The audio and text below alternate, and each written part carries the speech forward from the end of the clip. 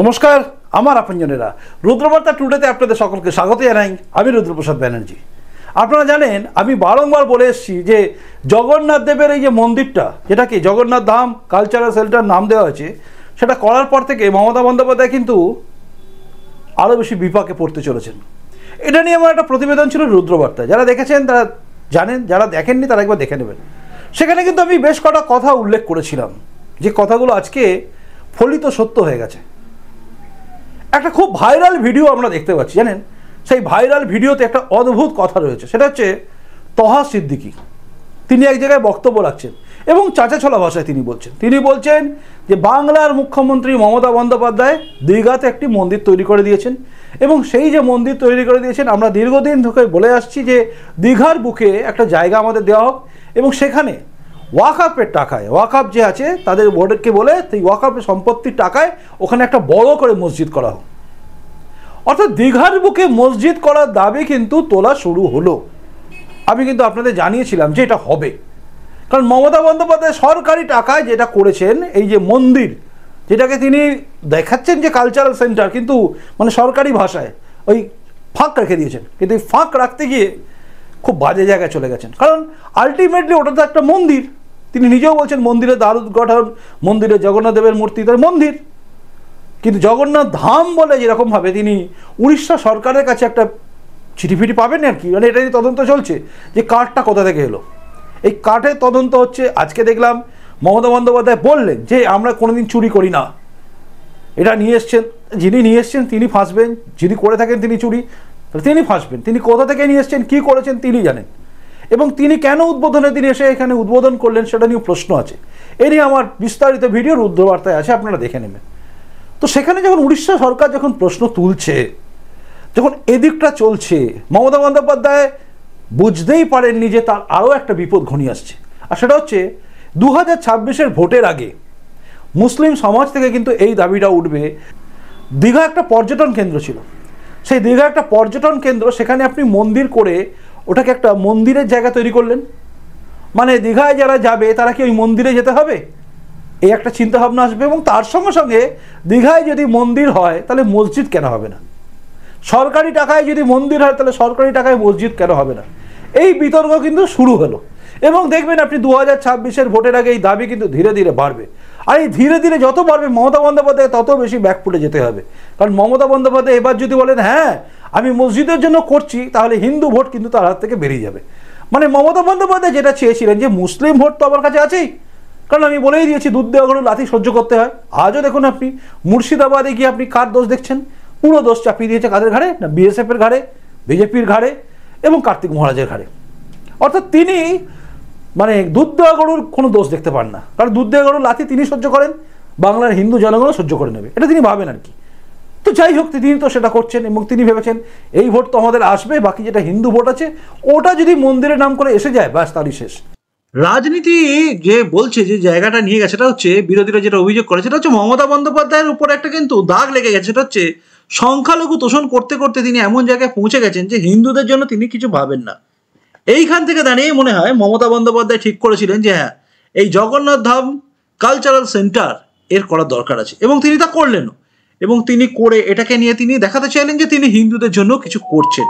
অনেকে বলেন, মানে নিন্দুকেরা বলে দীঘাতে নয় পুরীতে যেহেতু তাকে জগন্নাথ মন্দিরে ঢুকতে বাধা দেওয়া হয়েছিল তাই তিনি নাকি এটা করেছেন। নিন্দুকেরা বলে, আমরা সেটা মানি না, আমরা ভাবছি যে তিনি ভালো কাজই করেছেন। তো জগন্নাথ দেবের এই মন্দির তৈরি করার পেছনে তার উদ্দেশ্য ছিল হিন্দু ভোটকে এক জায়গায় নিয়ে আসা। কিন্তু বিরোধীরা লাগাতার প্রচার করে যাচ্ছিল যে এটা হচ্ছে জগন্নাথ দেবের মন্দির নয়, ধাম নয়, এটা করা হয়েছে জগন্নাথ দেব কালচারাল সেন্টার, অর্থাৎ সাংস্কৃতিক কেন্দ্র করা হয়েছে, এটা কখনোই পুরীর মন্দিরের মতো মন্দির নয়। এই আওয়াজটা যখন উঠছিল তখন তিনি বুঝেছিলেন যে উদ্বোধনে সেভাবে ভিড় হবে না।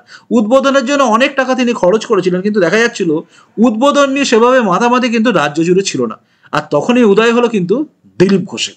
তার জন্য তিনি এবার দিলীপ ঘোষকে ডেকে নিয়েছিলেন, আর দিলীপ ঘোষ গিয়ে সেটা একটা প্রমোটও করেছেন যে দেখুন আমি এসছি, এটা মন্দিরের জায়গা, মমতা বন্দ্যোপাধ্যায় করেছে, মোদী যদি রাম মন্দির করে মমতা বন্দ্যোপাধ্যায় করছে তাতে মন্দির নয়, এই সমস্ত নানা রকম কথা বলেছেন তিনি, এবং বলে তিনিও একটা প্রমোট করেছেন। তো তিনি প্রমোট করেছেন, তার রাজনৈতিক স্বার্থ কী আছে তার মধ্যে আমি যাচ্ছি না, কিন্তু মমতা বন্দ্যোপাধ্যায় আসল স্বার্থটা পূরণ হয়ে গেছিল, যে তিনি ভেবেছিলেন মন্দিরটা করে নিয়েছি, কিন্তু তিনি ভুলেই গেছেন যে মন্দির তৈরি করলে শুধু হবে না, কারণ বামপন্থী থেকে শুরু করে বিজেপি সবাই এক বাক্যে এক কথা বলছে যে আপনি মন্দির তৈরি করুন, ঠিক আছে, কিন্তু সরকারি টাকায় কেন? যে প্রশ্নটা আমিও করেছিলাম রুদ্রবার্তাতে, আপনারা যারা দেখেন তারা জানেন যে আমি প্রশ্ন তুলেছিলাম যে সরকারি টাকায় কেন হবে। দেখুন, মন্দির হলে সবচেয়ে বেশি খুশি আমি হই। সে সিপিএমও মন্দির করলে আমি খুশি, কংগ্রেস করলেও খুশি, তৃণমূল করলেও খুশি, বিজেপি তো করছেই, বাদ দিন। যেই মন্দির করুক তার জন্য আমি খুব খুশি হই। এই মন্দির হচ্ছে, ঠিক আছে, আমার মন্দির যত হয় তত ভালো। তার সঙ্গে সঙ্গে আমি এটাও চাই মন্দির রক্ষা করার জন্য কিছু বাহিনীও তৈরি হোক, মন্দির রক্ষক বাহিনী। তো এটা আমি চাই, আমি খুব খুশি, যার পর নয় খুশি, খুব খুশি। কিন্তু আমার প্রশ্ন হচ্ছে যে সরকারি টাকায় কেন? দীঘা একটা ট্যুরিস্ট সেন্টার, ট্যুরিস্ট স্পট, তো সেখানে দাঁড়িয়ে বড় করে কোনো কিছু করা যেতে পারতো, আরও যাতে পর্যটকরা আসেন সেটা করা যেতে পারতো। দীঘার মন্দিরটা, মানে জগন্নাথ দেবের মন্দিরটা করা দরকার খুব কি ছিল সরকারি টাকায়? যদি তিনি চাইতেন যে না, সরকারি টাকা আমি খরচ করব না, কারণ সরকারি টাকায় এইভাবে মন্দিরে খরচ করা যায় না, তাই তিনি কালচারাল সেন্টার লিখেছেন। তো যে এটা করেছেন তিনি, এটা যদি না করে, তিনি যদি সবাইকে বলতেন, তৃণমূলীদেরই বলতেন যে 75 এই কি 70-30 না 70-20 কি একটা হিসাব আছে না, যেটা শুনেছিলাম আর কি, তো ওই হিসাবে একটা অংশ, মানে এবার 30% তোমরা এখানে দাও, মন্দিরে দাও, তাহলে তো হয়ে যেত। তাও যদি না হয়, প্রত্যেকটা মানুষকে যদি বলতেন যে আমরা মন্দির তৈরি করব, তুমি চাঁদা দাও। আমি বলছি, আমি তৃণমূলকে পছন্দ করি না, এক ফোঁটা পছন্দ করি না, কিন্তু তবু আমি বলছি, তৃণমূলের থেকে আমি কোনো সুবিধা আশা করি না, কিন্তু আমি বলছি তৃণমূল যদি আমার কাছে আসতো যে জগন্নাথ দেবের মন্দির তৈরি হচ্ছে দীঘায়, তুমি কি চাঁদা দেবে বা আপনি কি চাঁদা দেবেন, আমি অবশ্যই দিতাম, অবশ্যই দিতাম। কারণ এটা আমার নৈতিক কর্তব্য ভাবতাম যে হ্যাঁ, মন্দির তৈরি করছে, সে মমতা ব্যানার্জি করুক বা বিকাশ রঞ্জন ভট্টাচার্যই করুক, যেই করুক, মন্দির তৈরি করছে, আমি খুশি হয়ে দিতাম। কিন্তু কার্যত সরকারি টাকাটা নেওয়া আমার তো মনে হয় না ঠিক হয়েছে বলে।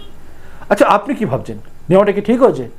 এবার যে প্রশ্নটা উঠেছে, এই প্রশ্ন মানে দাবি, এবার কিন্তু দাবি উঠবে, দেখবেন আস্তে আস্তে দাবিটা উঠবে। কারণ মমতা বন্দ্যোপাধ্যায় একটা রাস্তা দেখিয়ে দিয়েছেন যে দাবি আদায়ের জন্য রাস্তায় নামো। আমি ভুল বলছি না। সিএ ছি মনে আছে সিএ আন্দোলন নিয়ে কোন জায়গায় গেছিল বাংলায়? আবার দেখুন, আপনি এই ওয়াকআপ আইনের বিরোধিতা করতে গিয়ে মমতা বন্দ্যোপাধ্যায় প্রচণ্ড সাপোর্ট ছিল, তাই পুলিশ ব্যাপক ধরপাকড় লাঠিচার্জ করেনি। এই আন্দোলনে যদি অন্য কেউ করতো, কোনো রাজনৈতিক দল, এতক্ষণে জল কামান থেকে শুরু করে সব নেমে যেত, কিন্তু এগুলো হয়নি। কারণ মমতা বন্দ্যোপাধ্যায় চান হোক, একটু করুক। তো এই যে আন্দোলনের স্বাদ দিয়ে দিয়েছে মমতা বন্দ্যোপাধ্যায়, তো এবারে এই তহা সিদ্দিকির মতো অনেকেই বলবেন, দাবি তুলবেন, এবং এই দাবিতে এরা রাস্তায় নামবে। 2026-এর আগে এই যে ধাক্কাটা আসতে চলেছে, আপনার কি মনে হয় মমতা বন্দ্যোপাধ্যায় বিপাকে পড়বেন না? প্লিজ জানাবেন আপনি কি ভাবছেন, কারণ আপনার কমেন্টসের অপেক্ষায় আমি থাকি যে আপনারা কী ভাবছেন, জানাবেন। কিন্তু প্রতিবেদনটা ভালো লাগবে লাইক করবেন এবং সবাইকে পাঠাবেন, শেয়ার করবেন যে হ্যাঁ, মমতা বন্দ্যোপাধ্যায় কিন্তু কার্যত বিপাকেই পড়েছেন, কারণ তার এই ডিসিশনটাই ভুল ছিল। জানাবেন তো, শেয়ার করে জানাবেন কিন্তু। হ্যাঁ, আর নতুন এসে থাকলে এই চ্যানেলটা সাবস্ক্রাইব করে আমার আপনজন হয়ে তারপর যাবেন। আর একটা কথা বলি, সেটা হচ্ছে এই চ্যানেলের কথা আপনি সবাইকে বলবেন এবং বলবেন সাবস্ক্রাইব করার জন্য, কারণ এখানে বঙ্গ রাজনীতির খুঁটিনাটি নিয়ে আলোচনা হবে, তাই বলবেন আপনি। ভালো থাকুন আর দেখতে থাকুন রুদ্রবার্তা টুডে, পাশে থাকুন আমার আপনজন হয়ে। আসি, নমস্কার, বন্দে মাতরম, ভারত মাতা জয় হোক, জয় হিন্দ।